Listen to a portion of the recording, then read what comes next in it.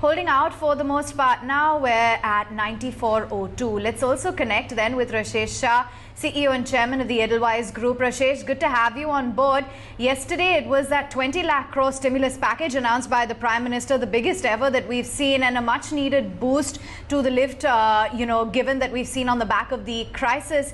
But of course, the devil is going to lie in the detail, especially considering the fact that this is going to include the stimulus measures that have been announced by the Reserve Bank, as mentioned by the Prime Minister.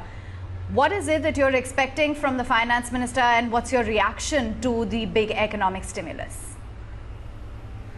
I think, as we have seen very often in India, it takes time for things to happen, but they happen in a fairly big way. So I think the headline number of 20 lakh crore is very positive. It's a big impact on not only the markets, but I think the economy as a whole. And I do feel that even if you take some of the past, measures and take 20% lower or 30% lower, still I don't think anybody was expecting anything more than 5 lakh, 6 lakh crores as a stimulus. So even if you make adjustments, I think it's still a fairly large package, very impactful package. As you very correctly said, the details are important, but I think this is large enough that most of the issues, as the PM said, will get addressed. What is also very important is, along with this, he announced the focus on reforms, because I think the stimulus package is only to handle the COVID and the pandemic issue. But this is also a great opportunity to undertake reforms, some deep reforms that India has been requiring for quite some time. And I think this pandemic gives the government, the political capital, the room and the sense of urgency to get those reforms done. So I would look at it in both ways, the quantitative stimulus, but the qualitative part of this, which is mainly focused on reforms.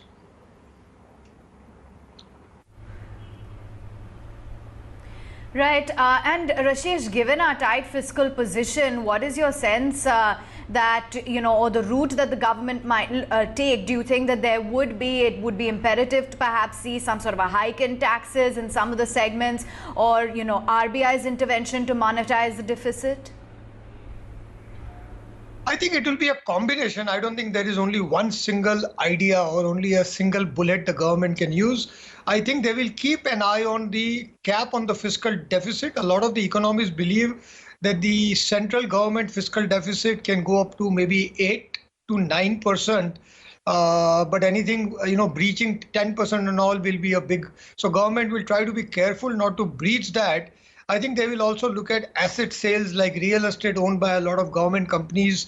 They will use that. They will also use a lot of, credit guarantee. So even if they give 3 lakh crores of credit guarantee to banks, the real impact on government finances over 4 years will be not more than 40-50,000 crores. So by taking a 4-year hit on 40-50,000 crore, they can do a 3 lakh crore stimulus via the banking system. So it will be via banks by providing them credit guarantee for MSME loans and all.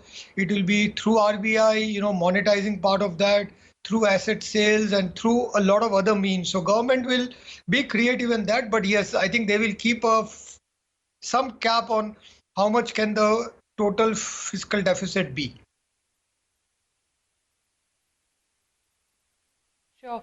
Rashesh, the Prime Minister in his speech yesterday also laid emphasis that this is India's moment. He used the word Atmanirbhar. He said we need to look into India, we need to manufacture in India, and many are looking at this as the early 1990s, wherein there is going to be a big reform revival come in. Purely on the policy framework, what do you think could be the changes announced, and what do you think that in combination is the need of the hour in terms of a policy tweak? Absolutely. I think the last time we had a real big existential crisis was in 91, when we had the balance of payment crisis. After that, we have had small mini crises and all, but it has never been existential. And we had all taken for granted that a 5-6% GDP growth rate, India story is all intact. And there was maybe a sense of comfort and a sense of complacency that had come in. I think this COVID has taken away that sense of comfort, has taken away that sense of complacency for everybody. And we are starting to sense another sense of urgency around the real reform 2.0. And I do believe that 2021 could be equal to 1991 for India from the change in our economy point of view. To answer your question, I think the two areas we need reform, because what we did in 91 is we did reform the markets, but we didn't reform the input markets like land and labor and capital. So I think the three areas where deep reforms can happen would be land, labor, and capital. On land, we know the issues fairly clearly. There is a lot of reforms that the center and the state have to work together. This government, when they came in the first time in 2014, they tried to do some land reforms, but there was a strong pushback. But I think this could be a good opportunity to undertake those. On the labor reforms, we have already seen a few states have started taking the lead, like Uttar Pradesh and MP, that they've realized that to attract global investment, even to attract Indian investment, we will have to ease off on a lot of the old rules which have been there. And the third would be on the capital side, which is our entire financial system, where we need the bank, the bond market, the capital market, funds, global funds coming in. Insurance needs to open up, because insurance is one area which can provide really long-term capital. In every country in the world, insurance and the pension is the real source of real long-term capital. Banks and mutual funds, as we saw recently with the mutual funds also, cannot truly provide long-term capital to the economy. So I think there could be a lot of reforms on insurance and pension to really revive the bond market and the long-term availability of capital in India. So I would expect real reforms in these three areas. Sure. In the near term, if I, just dig out the past, Rashesh, the last big announcement from the government's table, to my mind, which impacted the capital markets as well, when the corporate taxes were tweaked. Do you think this is that bazooka, that omega moment, which is going to completely put a floor to investment sentiment? Or do you think because the nature of the problem at hand is so unique at this juncture, we will have no choice but to align to the world markets and maybe underperform, as has been the case in the April recovery?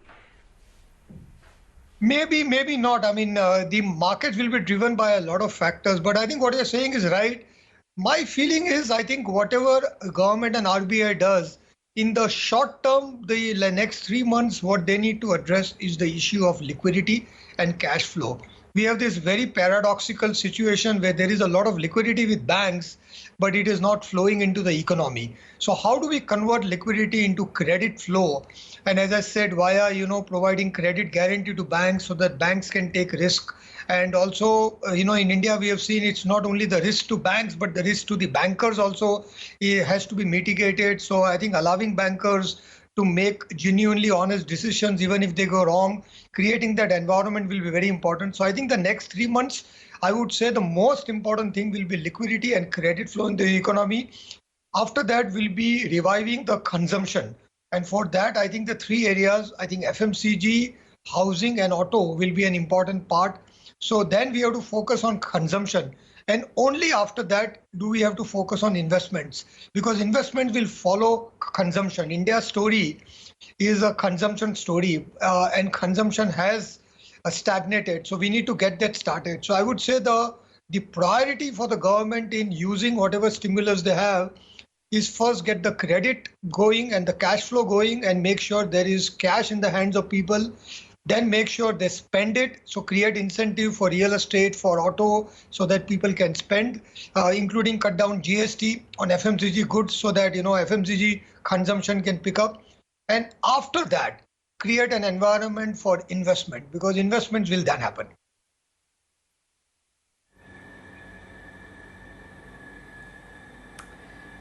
Okay, well, we've been talking about this increased focus on investments for a long time, Rashesh, and I know that, the last time we met, even pre all of this, we were taking a look at how long it would take for the economy to recover. Given the kind of package that he's announced, the kind of attention to reviving the economy, are these much needed measures that have just come in now, or will they actually go so far as to healing the economy from what we've seen under the lockdown? I think they will help a lot. I think the biggest issue was not the lockdown. The biggest issue continues to be COVID. and we have all realized that we have to learn to live with COVID. COVID is not going to go away when the lockdown is over. COVID will be there, not only with us, all over the world. And all of us, individuals and businesses, have to learn to live with COVID. Take the precautions, be careful. It will act as a speed breaker onto the economic, growth and comeback. But I think we are starting to open up. We will start to learn to live with COVID as we go along. And I think the moment we feel COVID has peaked out, it won't go away, but I think it should peak out somewhere around June or something, if you see the current trajectory. Once COVID peaks out, I think then the real focus on economic revival will start, because until COVID is under control, until COVID really peaks out, I think all this will help. But I do believe that after June, we will see a lot of action on the economy, and all the stimulus that government is going to inject will help when COVID starts to peak out, and COVID will get over. I think the world has gone through a lot of crises. We have seen a lot of things, including in our own careers, Asian financial crisis and 9/11 and all, and earlier there has been Second World War and the Spanish flu. So all this gets over, and we have to all keep in mind that when COVID gets over, India has to come back, and the more the government incentivizes consumption and then investment, I think it will be more of a V-shaped recovery. If you don't have the stimulus, then after COVID also, it will be a much slower recovery. So the idea is to use this so that the recovery is a lot faster.